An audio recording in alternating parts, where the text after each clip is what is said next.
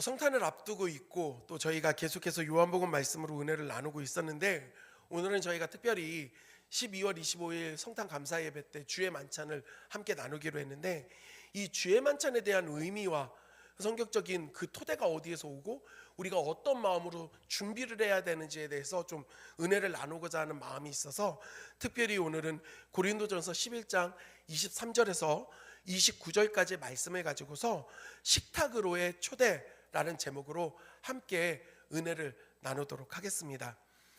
제가 주일학교 에이스 출신입니다. 꽤 열심히 주일학교 생활을 했고 정말 최선을 다해서 신앙생활했습니다. 행사에 한 번도 빠진 적이 없습니다. 개근상은 항상 탔었고요. 어머니가 또 주일학교 교사를 하셨기 때문에 더더욱 그런 부분들이 있었던 것 같습니다. 어찌됐든 간에 제가 초등학교 때 이 주일학교를 열심히 나갈 때 생각을 해보면 1년에 2번은 어른 예배를 같이 드린 적이 있었습니다. 그 2번이 언제냐면 부활주일과 성탄주일에는 항상 어른들과 예배를 같이 드렸습니다. 근데 그 초등학교 때 어린 마음에 제 안에 부러움이 항상 있었어요. 무엇이었냐면 교회에서 부활주일과 성탄감사주일 때 항상 주의 만찬을 하는데 이걸 참석을 하지 못하는 겁니다. 이유는 저희 교회 회칙 안에 정확하게 규정되어져 있던 게 침례를 받은 성도만 이 주의 만찬에 참여할 수 있었기 때문에 침례를 받지 않아서 제가 주의 만찬에 참여를 할 수가 없었습니다. 그래서 저는 정말 손꼽아 그 침례 받는 날을 기다렸습니다. 이 침례도 고학년이 된다고 주어지는 게 아니라 중학생이 되어야 침례 자격이 주어집니다. 침례를 그냥 받는 게 아니라 자격이 주어지는 거고, 졸업식이 끝난 그 봄방학 기간에 일주일 내내 매일 사택에 가서 담임 목사님과 성경 공부를 해야 했습니다. 그리고 성경 공부가 다 마친 이후에 담임 목사님과 1대1 독대로 구두 시험을 봐서 합격을 해야지만 침례를 받을 수가 있었습니다. 여러분, 제가 굉장히 어렵게 침례 받은 사람입니다. 저 에이스 출신입니다. 제가 그래서 그해 8월 15일 광복절에 계곡에 가서 침례 받았던 그 기억이 아직도 생생하게 남아 있습니다.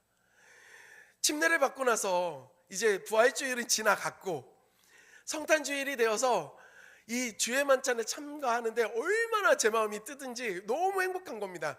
그런데 생각보다 너무 실망스러웠습니다. 먼저는 그때 당시에 이 빵 먹는 게 참 쉽지 않았을 때거든요. 근데 주의 만찬을 할 때면 카스테라를 준비를 해주는 겁니다. 카스테라, 여러분 기억이 다 있으실 거예요. 그런데 교회 집사님들 어려운 건 알지만 너무 작게 잘라놓는 거예요. 그래서 입에 넣으면 흔적도 없이 사라져 버리니까 이건 맛을 본 건지 안 본 건지도 모르겠는 겁니다.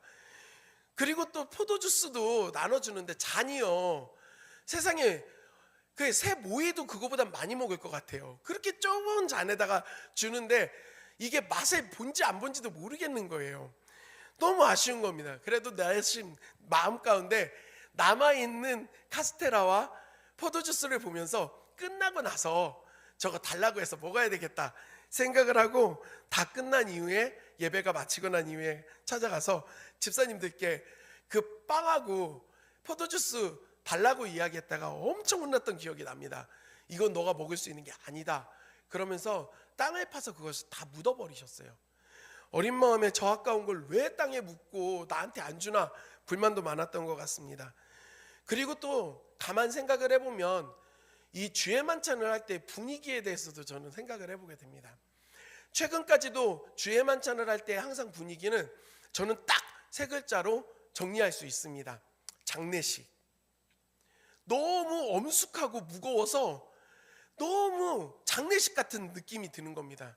여러분, 우리 주님의 그 고난을 기억하며 함께 찬양합시다. 아무 흠도 없고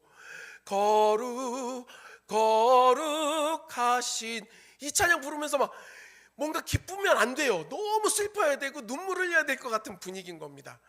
여러분들에게 있는 주의 만찬에 대한 기억은 어떠십니까? 어떤 기억을 갖고 계세요? 우리가 자주 하지 않기 때문에 쉽게 그냥 넘어가 버리고, 이것이 성례전으로서 교회에서 행하는 큰 두 가지의 행사로서, 의식으로서 중요함에도 불구하고 생각하지 않을 때가 많다라는 것을 깨닫습니다. 특별히 저희 교단에서는 침례와 더불어 주의 만찬이 이 두 가지 예식이 너무나도 중요한 것이거든요.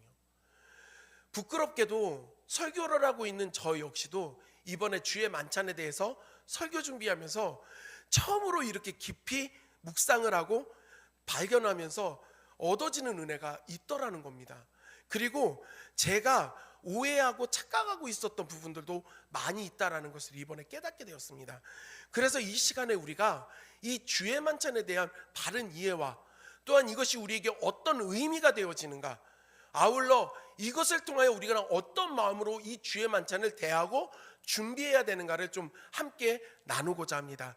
사랑하는 성도 여러분, 주의 만찬을 할 때의 분위기는 항상 엄숙하고 너무나도 진지했습니다. 그런데 가만 생각해 봐야 될 것이, 정말로 예수님께서 제자들과 나누던 그 주의 만찬이 우리가 생각하는 그 느낌과 똑같았을까를 생각해 볼 필요가 있다라는 겁니다. 무슨 말씀을 드리냐면, 예수님은 그 자리에서 제자들과 식사를 하고 계셨습니다. 밥을 먹는데 저녁 식사를 같이 나누고 있었던 그 자리 가운데서 그 의미 있는 행동을 하신 겁니다. 먼저는 떡을 들어서 하늘을 향하여 감사 기도를 드리신 이후에 제자들에게 받으라, 먹으라, 이것은 너희를 위하여 내어주는 나의 몸, 그것을 상징한다 말씀하셨어요. 그리고 이어서 잔을 들어서 또 감사 기도하신 이후에 제자들에게 나눠주시면서 받아서 마시라, 이것은 죄 사함을 위하여 흘리는 피, 나의 피, 곧 언약의 피를 상징한다라고 말씀을 하셨습니다. 그런데 이 모든 일련의 과정이 어떤 엄숙하고 거룩한 과정이 아니라 식사 자리에서 일어났다라는 겁니다. 여러분 한번 상상을 해보십시오. 우리가 가족끼리 저녁 식사하는데 얘기하는 겁니다. 받아서 먹어라, 이것은 콩나물 무침이니 이 콩나물은 자연산이다, 유기농으로 가져온 것이니 고마움을 가져라, 이렇게 얘기하는 사람이 없습니다. 아, 콩나물 반찬 맛있습니다, 그러면서 굉장히 편안하게 그것을 먹지요. 식사의 교제의 자리는 너무나도 무겁고 어려운 자리가 아니라 함께 거기에서 교제를 나누고 함께 나누는 그 은혜들이 있는 시간들이라는 겁니다. 예수님이 제자들과 나누었던 주의 만찬의 현장은 식사의 자리였습니다. 그런데 사랑하는 성도 여러분, 예수님께 이 식사는 매우 중요한 의미가 있었습니다. 단순하지 않습니다. 왜냐하면요, 예수님은 제자들을 가르칠 때 식사의 자리 가운데서 가르치실 때가 많았다라는 겁니다. 그리고 들판에 머물러 있는 그 배고파하는 많은 사람들에게 오병이어의 기적을 베푸셔서 그들을 먹이시는 사건이 있었습니다. 또한 실제로 예수님이 첫 번째 요한복음에서 사역이 일어났던 그곳에서도 예수님께서는 잔치의 자리 가운데 물을 포도주로 변화시키시는 귀한 사역, 그 기적을 일으키셨다라는 겁니다. 뿐만 아니라 예수님은 식사를 하실 때 소외된 자들, 특별히 죄인들을 초청하여 그들과 함께 식사를 하는 모습을 보여주셨습니다. 그렇다면 이 식사가 왜 중요한 의미가 되어지는가? 사랑하는 성도 여러분, 우리는 피를 나눈 한 가족이라고 이야기를 합니다. 가족 공동체가 있습니다. 근데 가족을 다른 말로 뭐라고 이야기하죠? 식구라고 말을 합니다. 식구. 무슨 뜻입니까? 밥 식자의 입 굳자입니다. 함께 밥을 먹는 사람들을 식구라고 이야기하는 겁니다. 연합을 이야기하고 관계성을 이야기하는 겁니다. 지금 예수님이 제자들과 함께한 식탁에서 식사를 하신다라는 건 관계가 맺어지고 하나 되었다라는 것을 보여주시는 것입니다. 이것은 큰 의미가 있습니다. 왜냐하면 죄악으로 인하여 하나님과 분리되었고 하나님과 원수되어서 한 식탁에 함께할 수 없었던 그 제자들이 예수님과 함께 그 식탁의 자리 가운데 나아갈 수 있고 그 식사를 나눌 수 있다라는 것입니다. 과거 우리나라가 조선시대 때에도요, 보면 주인과 하인은 겸상을 하지 않았습니다. 근데 이게 그 옛날 과거의 문제가 아닙니다. 불과 몇십 년 전만 해도요, 가정 안에서도 남자들이 먼저 상을 받고 여성과 아이들은 나중에 상을 받던가 안방에서 먹는 것이 아니라 주방 한켠에서 따로 밥을 먹었던 그런 모습들이 있었다라는 겁니다. 단순히 공간이 좁아서 그렇게 하기도 했지만 대부분은 가부장적 사회 안에서 남성이 우위에 있고 여성과 아이들은 그 밑에 있다라는 것들을 보여주는 사건들이었습니다. 그런데 예수님은 감히 함께할 수 없는 그 죄인들인 제자들과 겸상을 하고 있는 것입니다. 이것은 단순히 밥 한 끼 먹는 이야기가 아니라 예수님께서, 하나님이신 그 예수님이 죄인된 우리 모든 문제를 해결하시기 위하여 낮고 천한 이 땅 가운데 인간의 몸을 입고 오신 그 구속의 은혜의 사건을 우리에게 생각나게 하는 것입니다. 예수님은 우리로 하여금 씻고 잘 준비해서 높은 위치로 오라고 말씀하시는 것이 아니라 지극히 낮고 천한 우리의 현장 가운데로 내려오셨다라는 것입니다.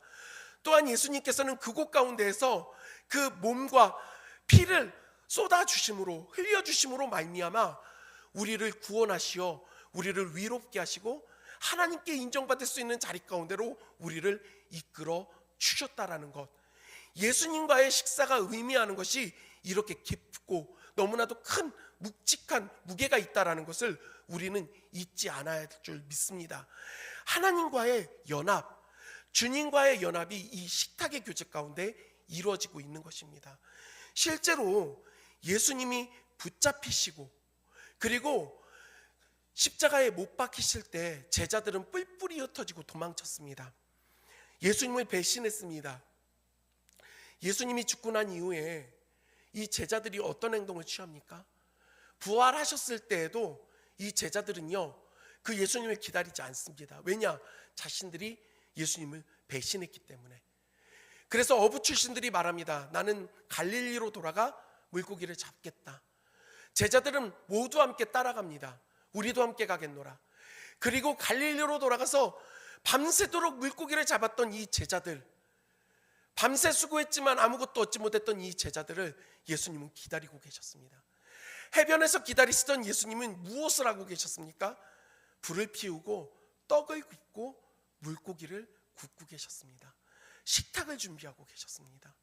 그리고 그곳 가운데서 제자들과 함께 식사를 하십니다. 먹으라고 하십니다. 단순히 밥 한 끼 챙겨주겠다는 게 아니라 너희들은 지금 나와 단절되었다 생각하지만 그렇지 않다. 나와 너희는 연합되어져 있고 온전히 연결되어져 있다라고 하는 그 관계를 회복되었음을 보여주셨던 사건이라는 것입니다. 주의 만찬은 그렇게 우리에게 너무나도 큰 의미가 있습니다.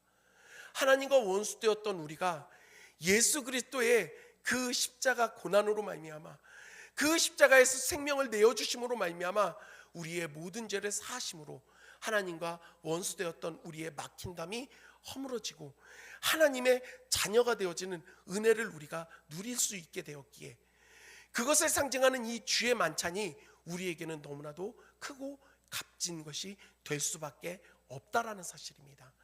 특별히 오늘 우리가 함께 본 고린도전서 11장 말씀을 보면 이제 바울이 고린도 지역에 있는 성도들에게 말하고 있습니다. 내가 너희에게 전한 것은 주께 받은 것이니 곧 주 예수께서 잡히시던 밤에 떡을 가지사 축사하시고 떼어 이르시되 이것은 너희를 위하는 내 몸이니 이것을 행하여 나를 기념하라고 하시고, 잔을 또한 주시면서 이것은 너희를 위하여 흘리는 나의 피 곧 언약의 피니 이것을 기념하라고 하셨다는 말씀을 하고 있습니다. 사랑하는 성도 여러분, 먼저 마태복음에도 마가복음에도 누가복음에도 이 주의 만찬의 사건은 다 기록되어져 있습니다. 그런데 성경학자들이 말할 때에는 가장 먼저 쓰여진 것을 누가 쓴 걸로 견해를 보고 있냐면 이 고린도전서 11장 바울이 쓴 것이 가장 먼저 쓰여졌다라고 이야기를 합니다. 기록되어졌다라고. 바울이 지금 말하고 있습니다. 그 주의 만찬에 대해서 이야기를 하는데 이 과정 가운데 먼저는 사건이 하나 있었습니다. 고린도 교회 안에 문제가 있었다라는 것입니다. 그냥 뜬금없이 주의 만찬에 대해서 이야기하는 게 아니라 너희가 모일 때마다 주의 만찬을 행하고 있는데 그것이 바르지 않다라고 책망함이 있었습니다. 오늘 본문에서 읽지 않았지만 이전에 17절에서 22절까지의 말씀을 보면 내가 명하는 이 일에 너희를 칭찬하지 아니하라니 이는 너희의 모임이 유익이 못되고 도리어 해로움이라. 먼저 너희가 교회에 모일 때 너희 중에 분쟁이 있다함을 듣고 어느 정도 믿거니와 너희 중에 파당이 있어야 너희 중에 옳다 인정함을 받은 자들이 나타나게 되리라. 그런즉 너희가 함께 모여서 주의 만찬을 먹을 수 없으니 이는 먹을 때 각각 자기의 만찬을 먼저 갖다 먹음으로 어떤 사람은 시장하고 어떤 사람은 취함이라. 너희가 먹고 마실 집이 없느냐? 너희가 하나님의 교회를 업신여기고 빈궁한 자들을 부끄럽게 하느냐? 내가 너희에게 무슨 말을 하랴? 너희를 칭찬하랴? 이것으로 칭찬하지 않노라. 바울이 이렇게 이야기를 하고 있습니다. 다 앞에 보세요, 사랑하는 성도님. 이거 솔직히 이해가 잘 안 되시죠? 뭔 말인지. 초대교회 성도들은요, 모일 때마다 주의 만찬을 행했습니다. 그런데 그들은요, 이 주의 만찬이 의식적으로 그냥 조그만한 떡 조금을 먹고 포도주스 잠깐 따라져 있는 것을 먹는 게 아니라 식사의 교제 안에서 이루어졌던 주의 만찬이었습니다. 근데 문제가 일어나기 시작합니다. 뭐냐면 그 모임에 일찍 와서 먼저 먹는 사람들이 있어요. 이 사람들은 여유 있게 풍족하게 먹는 겁니다. 그런데 늦게 오는 사람들이 있어요. 모임 가운데 늦게 오는 사람들은 시간적 여유가 없으니 많이 먹을 수도 없을 뿐더러 줄인 상태에서 머무르게 되는 겁니다. 차별이 존재하게 되는 거예요. 그러면 왜 이런 일들이 일어나는가? 단순히 그냥 일찍 오는 사람들은 부지런해서 일찍 오고 늦게 오는 사람들은 지각이 습관이 돼가지고 늦게 오는가? 그런 게 아니라 먼저 생활 가운데 여유가 있고 풍족했던 사람들은요, 시간적 여유가 있는 겁니다. 그러니까요, 자유가 있는 사람들은 그 모이는 시간 가운데 언제든지 올 수 있어서 일찍 모이게 되는 겁니다. 그래서 이들이 그 모임 자리에서 그 식사를 나눌 수가 있는 시간이 많은 겁니다. 하지만 상대적으로 생활에 어려움을 겪고 있는 자들, 가난한 자들은 늦게까지 일을 할 수밖에 없었습니다. 아울러 신분이 낮은 자들, 종된 자들과 노예들은요, 주인이 식사를 하고 난 이후까지도 시간이 없어요. 그러니 이 모임의 자리에 오는 시간이 늦어질 수밖에 없었던 겁니다. 하루 종일 고단한 그 삶을 다 살아내고 왔는데 풍족히 먹을 수 없는 상황이 만들어지는 겁니다. 그래서 바울은 너희가 행하고 있는 주의 만찬이 옳지 않다라고 말하는 겁니다. 온전한 의미가 없다라고 말하는 겁니다. 사랑하는 성도 여러분, 주님의 만찬은 하나님과 우리의 관계만 회복되어짐을 나타내는 게 아니라 그 예수 그리스도로 인하여서 우리 모든 성도들이 하나됨을 또한 회복하게 했다라는 것을 우리에게 상기시킵니다. 그래서 이 시간들 안에서는 서로에게 배려를 하고 기다리고 서로를 존중하는 태도들이 필요했다라고 바울은 말하는 것입니다. 우리는 어떻습니까? 주의 만찬이 우리에게 가지는 의미가 그렇습니다. 한몸 이룬 예수 그리스도 안에서 한몸 이룬 교회 공동체된 우리가 이 주의 만찬을 행하면서 단순히 의식적으로 내가 주의 만찬을 참가한다가 아니라 먼저는 하나님과 우리 안에 관계가 회복되어짐에 대한 감사함이 있어야 되고, 한몸 이룬 우리 성도 안에서의 하나됨이 그의 주의 만찬 안에서 나타나야 됨이 합당하다라는 것입니다. 만일 그런 모습들이 없고 우리에게는 분열만 있고 행위로만 남은 그 주의 만찬이 있다고 한다면 하지 않는 것이 옳다라고 바울은 말하고 있는 것입니다. 우리에게는 주의 만찬이 어떤 의미로 다가오고 있습니까? 하나님과의 관계를 회복케 하신 그 예수 그리스도의 희생의 제사, 그 십자가에 내어주셨던 몸과 피를 우리가 기억하며 감사하고 있습니까? 또한 그 예수 그리스도 안에서 우리 한몸 잃은 사랑하는 성도 안에서 교제하고 하나됨을 이뤄가고 있습니까? 그런 것들이 없다고 한다면 우리는 주의 만찬을 제대로 행하고 있지 않다라고 바울은 말하고 있습니다. 아울러 이 주의 만찬 안에서 그 떡을 나누고 포도주를 나누는 행위에 대해서 특별히 의미를 두는 사람들이 있습니다. 그것 자체가 정말 예수님의 몸이 되어진 것이고 피가 되어진 것이다라고 주장하는 사람들이 있다라는 겁니다. 실제로 현재 캐톨릭에서는 동일하게 주장을 합니다. 사제들이 감사 기도를 드린 이후 이 예식이 시작되면 그 자리에 있는 떡은 예수님의 몸으로 변하는 것이고 그 포도주도 예수님의 피로 변한다. 그래서 이것 자체를 신성하게 여깁니다. 이걸 화채설이라고 말을 하는데 그렇게 주장을 합니다. 또 루터교에서는 이것과 비슷하지만 약간 다르게 말합니다. 어떤 거냐면 그 주의 만찬을 행하는 자리 가운데 주님이 임재하셔서 그 떡이기도 하지만 예수님의 몸으로도 변한 것이다.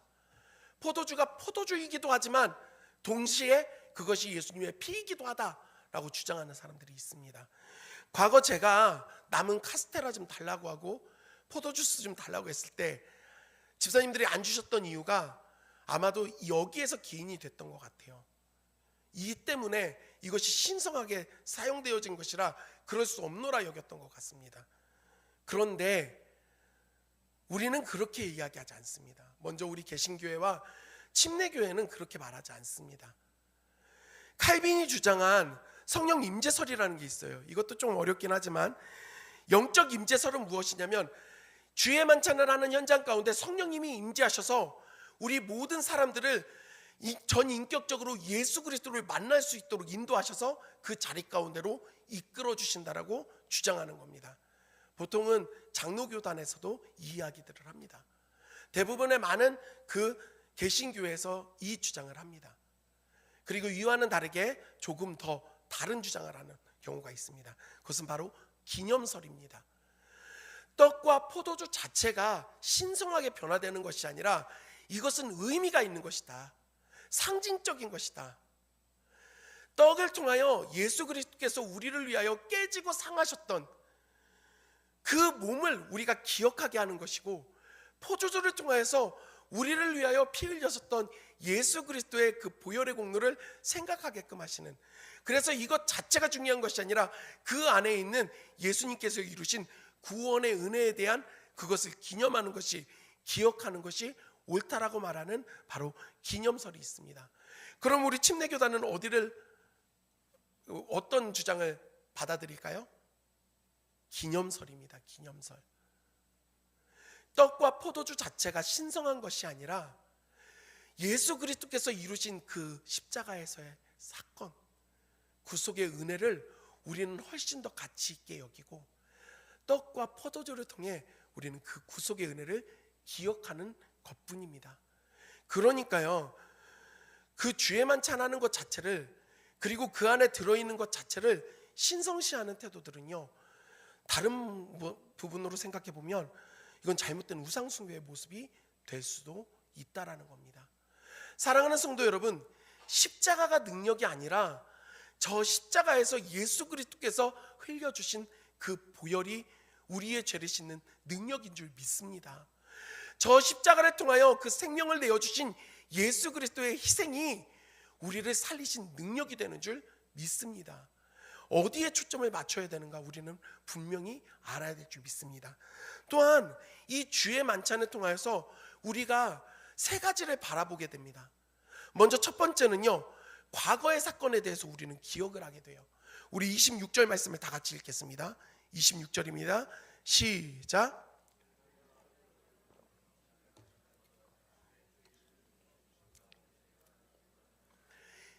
주의 죽으심을, 우리가 이 잔을 마실 때마다, 떡을 먹으며 이 잔을 마실 때마다 주의 죽으심을 그가 오실 때까지 전하는 것이라고 말합니다.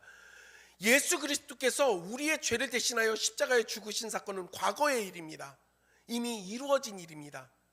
우리는 주의 만찬을 통하여서 예수님께서 죽으신 그 사건을 다시금 기억하고 생각하는 겁니다.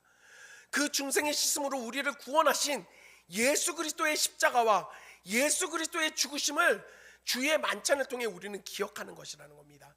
두 번째는 현재 나 자신에 대한 성찰의 시간이 필요합니다. 그 시각이 필요하다는 거예요. 우리 28절 말씀을 다 같이 읽겠습니다. 28절입니다. 시작. 사람이 자기를 살피고 그 후에야 이 떡을 먹고 이 잔을 마실지니. 함부로 이 떡을 먹고 잔을 마실 수 있는 것이 아니라 자기를 살핀 이후에 그 주의 만찬 가운데 참여할 수 있었다라고 말합니다.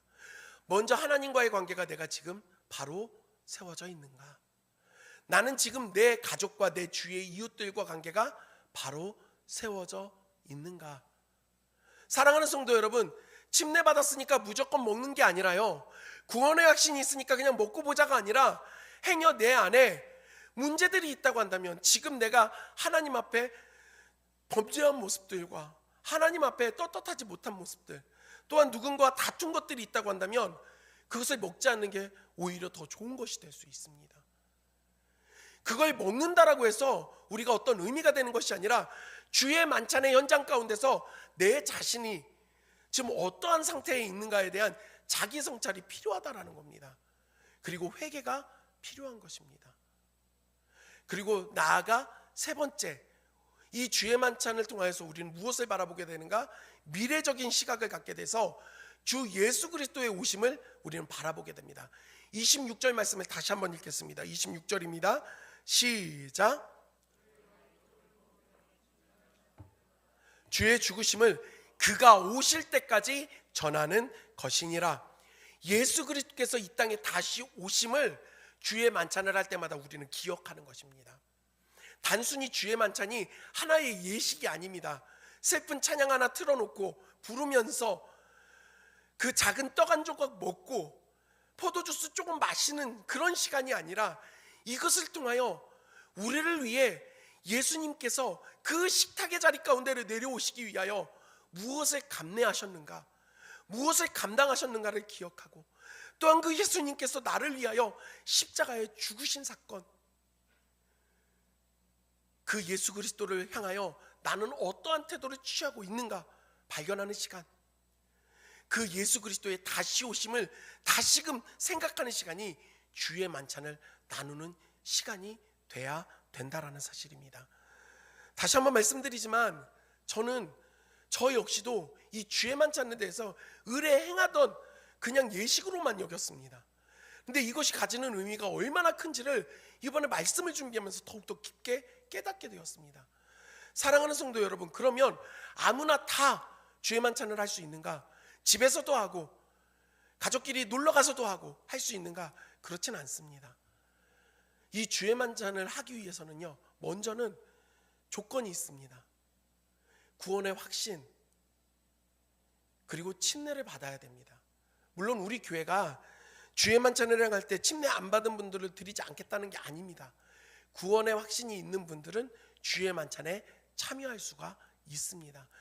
예수 그리스도께서 떡을 떼고 포도주를 마시고 할 때 이것을 통해 단순히 먹는 것에 의미를 둔 것이 아니라 예수님이 그 내어주신 몸과 흘리신 피를 다시금 상기하게끔 만들었던 것처럼, 구원받았던 제자들은요 끊임없이 생각났을 겁니다.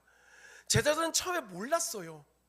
그 식사의 자리 가운데 이것이 어떤 의미가 되는지 전혀 깨닫지 못했습니다. 그런데 이후에 부활하신 예수님을 만나고 성령의 충만함을 받고 난 이후에 자신들이 예수 그리스도의 그 십자가 구속의 은혜로 말미암아 구원받은 걸 깨닫고 난 이후에는 달랐습니다.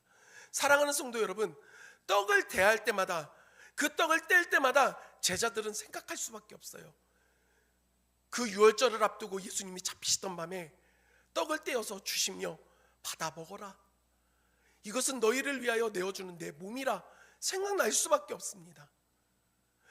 잔을 들 때마다 생각나는 거예요. 이것은 너희의 죄사함을 위하여 흘리는 피, 곧 나의 피, 언약의 피라. 구원의 은혜를 아니 그것을 받을 때마다 생각할 수밖에 없는 것입니다. 그렇기에 구원의 확신이 없는 자들은 이 주의 만찬의 자리에 함께할 수가 없습니다.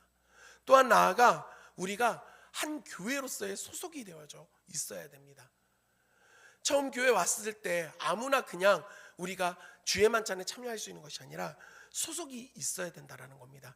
특별히 고린도전서 11장 17절 말씀해 보면 20절 말씀해 보면요, 이렇게 말합니다. 그런즉 너희가 함께 모여서 주의 만찬을 먹을 수 없으니, 함께 모여서라는 표현을 합니다. 그리고 18절 말씀해 보면 먼저 너희가 교회에 모일 때, 성도들이 모이는 장소는 교회였습니다. 교회로서 이들이 모였어요. 어떠한 장소를 말하는 게 아니라 소속을 말하는 겁니다. 사랑하는 성도 여러분, 교회에 소속된 자들이 함께 나눌 수 있는 게 주의 만찬이었던 것입니다. 이것이 우리에겐 필요합니다. 아울러 나 자신에 대한 회개가 우리에겐 있어야 됩니다. 내가 어떠한 영적인 상태가 되어져 있는가 점검을 하고 철저히 주님께 회개함이 있어야 된다는 겁니다.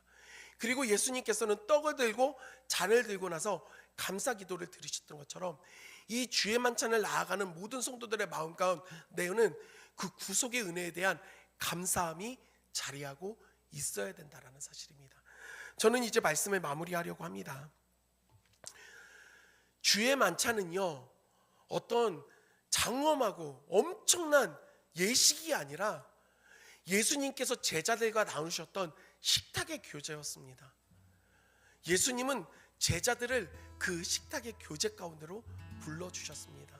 아니, 먼저 그 식탁의 자리 가운데로 내려오셨고 그들과 함께 해주셨던 것입니다. 이것이 우리에게도 동일하게 나타나는 사건이 바로 주의 만찬입니다. 제가 제 마음 가운데 이 은혜들을 깨닫고 나니까요, 2025년에는 우리가 주의 만찬을 정말 자주 해야 되겠다. 행사로서 하는 게 아니라 이걸 통해 진정한 의미에 대해서 끊임없이 우리가 생각해야 되겠다는 생각을 해봅니다. 사랑하는 성도 여러분, 우리가 주의 만찬을 대할 때에는요, 먼저 우리 자신에 대한 철저한 점검이 필요합니다.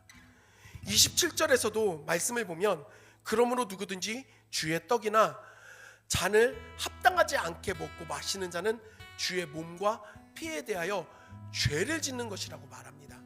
29절 말씀에서도 바울은 말합니다. 29절 말씀 다 같이 읽겠습니다. 시작. 주의 몸을 분별하지 못하고 먹고 마시는 자는 자기의 죄를 먹고 마시는 것이라. 우리가 이런 엄숙하고 또한 진지한 마음으로 대하는 주의 만찬이 있다고 한다면 이것을 통해 우리가 큰 은혜를 누릴 수 있지 않을까 생각을 해보게 됩니다. 사랑하는 성도 여러분, 기억하십시오. 주의 만찬은 누구에게나 열려있지만 아무나 다 들어올 수는 없다는 겁니다. 예수 그리스도를 구주로 영접한 자들, 우리가 그것을 받은 것입니다. 초대교회 성도들은요, 매주 모일 때마다 주의 만찬을 나눴다고 그래요.